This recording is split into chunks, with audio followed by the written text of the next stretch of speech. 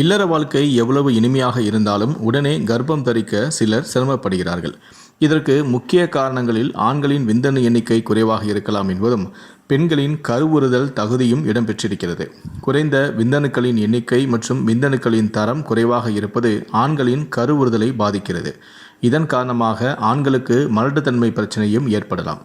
அதேபோல ஆரோக்கியமாக இருந்தாலும் கருவுறவில்லை என்று பல பெண்கள் கவலைப்படுகிறார்கள்.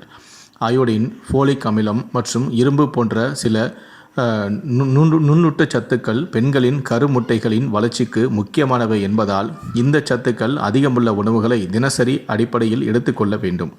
ஆண் பெண் இருபாலரும் சரியான ஊட்டச்சத்து எடுத்து சில வாழ்க்கை முறை ஆலோசனைகளை பின்பற்றினால் கருவுறுதலுக்கான வாய்ப்புகளை அதிகரிக்கலாம். நீங்கள் உண்ணும் உணவை பொறுத்து உங்களுடைய குடல் ஆரோக்கியம் மேம்படும். இரத்த ஓட்டம், ஹார்மோன் சுரப்பு சீராக இருக்கும். இதனால் மற்ற உடல் ஆரோக்கியத்துடன் உங்களுடைய கருத்தரிக்கும் வாய்ப்புகளும் இயல்பாகவே அதிகரிக்கும். அது என்னென்ன உணவுகள் என்று இப்போது சொல்கிறேன். Salmon fish. ஆடு, கோழி இறைச்சியை விட கல்லீரல், சிறுநீரகம், மூளை, குடல் போன்ற உறுப்புகளை உட்கொள்வது நல்லது. அதேபோல நண்டு, இறால் போன்ற உணவுகள் உண்பது நல்லது.